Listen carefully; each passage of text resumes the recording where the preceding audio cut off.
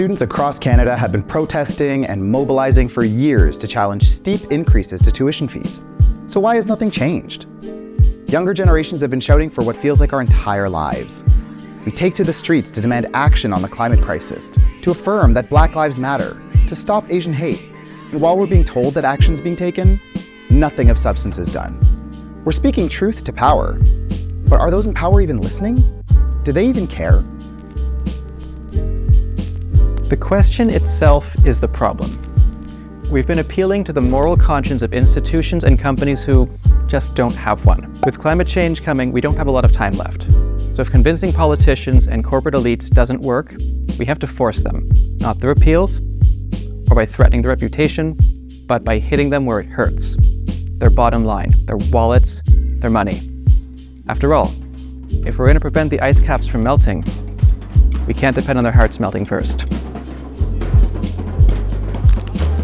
Students and workers everywhere have a powerful tool that makes wins, not through calls to action, but by threatening business as usual: the strike.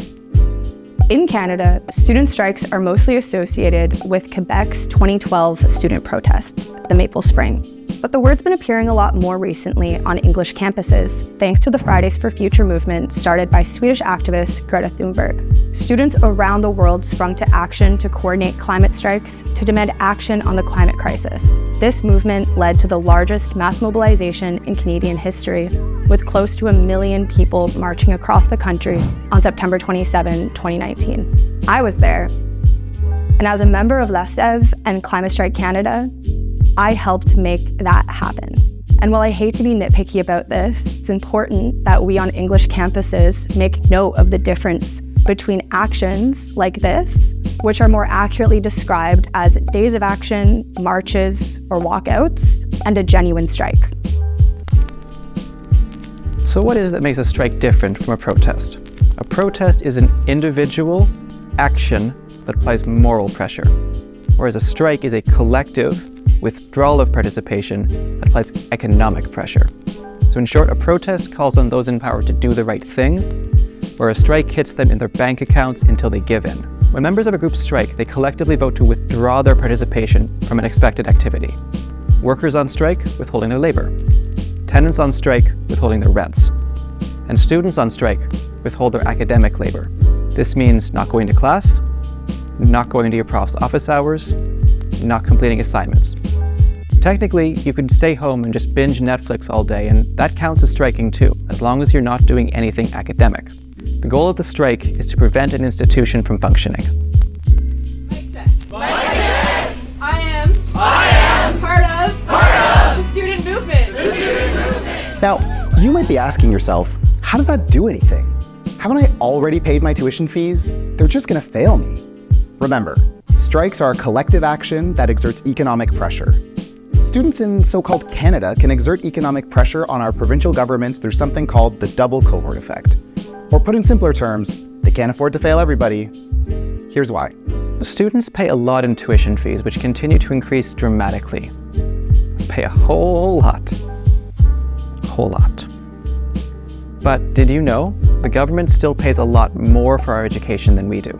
It varies from province to province and from school to school, but on average, universities get about half their funding from provincial governments, versus less than a third from tuition fees. Governments provide these operating grants based on student enrollment. So basically, the universities are getting paid per student. And whether these students get top grades or flunk out entirely, the government spends, on average, more than $10,000 per student per year. The government's making an investment in us, hoping that it's going to pay off later. They pay that for every single domestic student. It adds up. Now, if a single student decides that they're going to stop going to class out of protest, they'll get a failing grade, and the government can absorb that cost, whatever. But if every student did that, the math becomes a whole lot different. So for example, if one cohort of 300 students in one program at the University of Calgary were to fail out, the government's investment goes completely down the drain. And that investment in just those 300 students alone, that costed more than $4 million. But it's even more expensive for the government than just that per student investment. If a whole cohort fails, they'll have to retake the same classes next year. The government has to pay the per student operating grant a second time for the same education, And there's now twice as many students trying to take the same classes. But there aren't twice as many lecture halls or professors to teach those mandatory credits. Put simply, it's a logistical nightmare that university administrators cannot afford. Quebec has had a strong history of student strikes since the 1960s, with students mobilizing for a variety of issues. Out of all cases where students went on strike, not one cohort has had a semester canceled. Even in the big 2012 student strikes, the largest mobilization in Canadian history, the government created legislation to rewrite the academic year to prevent students from failing.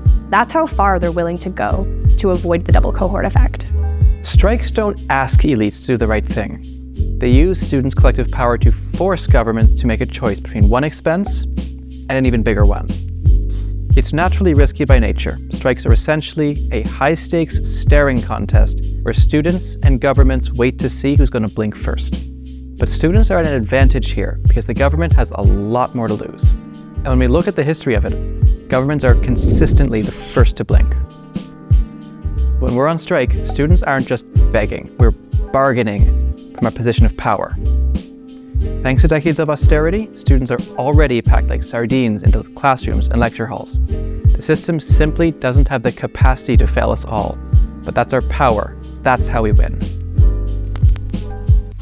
So how do we organize a strike? Once again from the top, strikes are collective actions that exert economic pressure. The double cohort effect shows why student strikes use economic pressure instead of making moral appeals. But what makes a strike collective and a protest individual?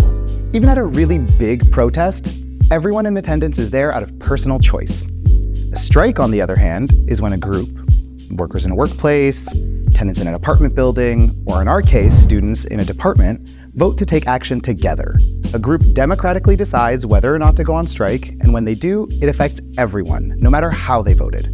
Either everyone goes on strike, or nobody does. Genuine democracy is essential for organizing effective strikes. This is not just a pretty slogan. For a strike to work, you need as many people to participate as possible. They can't afford to fail everybody, and that's the basis of a strike's power. But they can afford to fail some of the students. And that's why there's no room for anyone to say things like, You should be able to strike if you want to, and not strike if you don't want to. People can do what they want. a strike isn't just 300 individual students each choosing to strike. It's a single group voting to come together collectively. The decision of whether or not to strike must be binding on the whole group, so it's important to make sure that everyone is meaningfully engaged. This means that the members of the group need to know what's being planned, when the vote is, what the stakes of the vote are, and they need to believe that the decisions made are legitimate, even if a vote goes differently than they would have liked. There are no shortcuts when it comes to genuinely democratic union organizing. We're either all in or we're all out. There's no in between. It's our decision to make, but once we vote, we all do it together. That's direct democracy. Direct democracy works best at a smaller scale.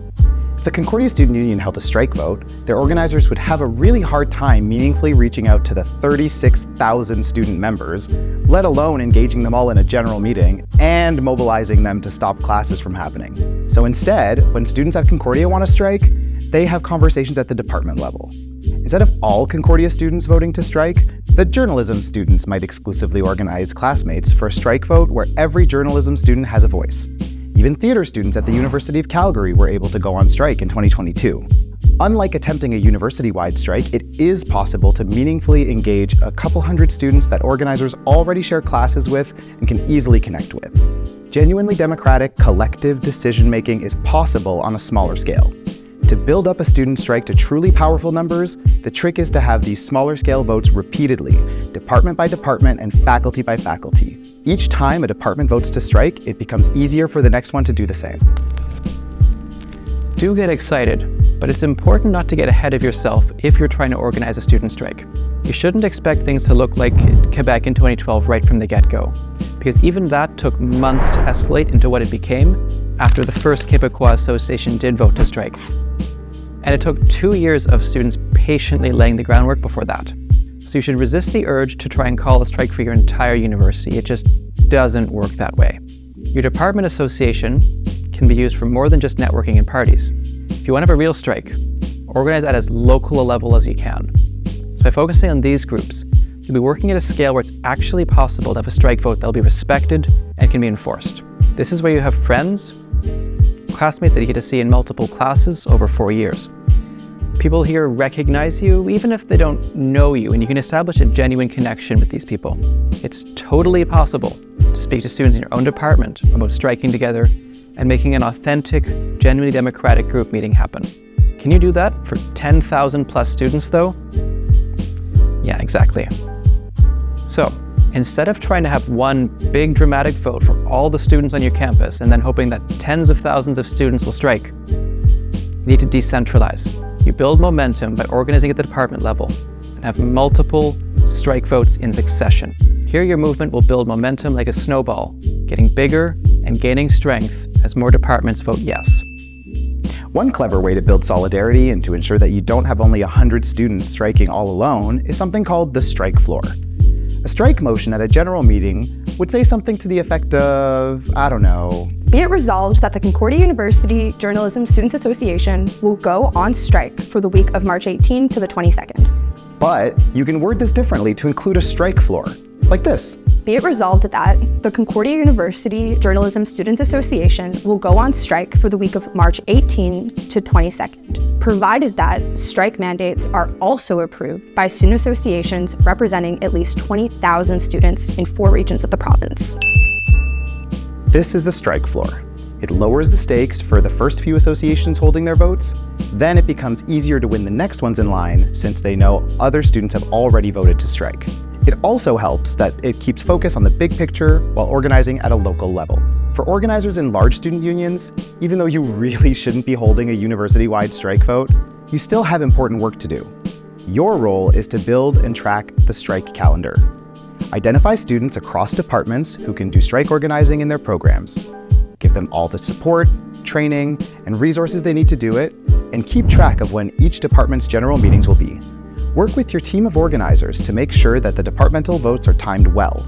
You want to start with the department that's known for being more supportive of student action. The smaller the better. With that vote first, then line up more departments in the coming days and win those next. That way, by the time you start having votes in larger or less activist-prone departments, you'll have had the chance to hear from many students already and have a better finger on the political pulse on campus. You'll also have momentum going into these general meetings. It's easier to be the 6th student association to go on strike than the 1st, and it keeps getting easier to persuade people to join. Hope and courage are contagious. All right, so your department's devoted to strike. Congratulations, that's amazing. But just because the strike vote's passed, that doesn't mean your work is done. It's actually just beginning. Your institution will do all they can to try and break your strike. They'll do this by refusing to recognize its legitimacy, by forcing profs to continue to teach their classes, and they'll try to undermine your work by communicating directly with the students themselves with messages that may or may not be honest or true, trying to get them scared. And this means you have to be ready to enforce the strike mandate. This can take a lot of forms. You likely have at least some allies in the faculty and teaching staff, so talk to them. If they cancel their classes in solidarity, nobody can cross the picket lines because there'll be nowhere for them to go. But we can't only rely on faculty. When the McGill Social Work Students Association, my students' association, went on strike as a part of the 2019 intern strike, the School of Social Work and the Faculty of Arts put a lot of pressure on our course lecturers to not cancel their classes at the risk of facing disciplinary action. And as a result, many of them had to show up to teach their classes even though they were in support of those striking students.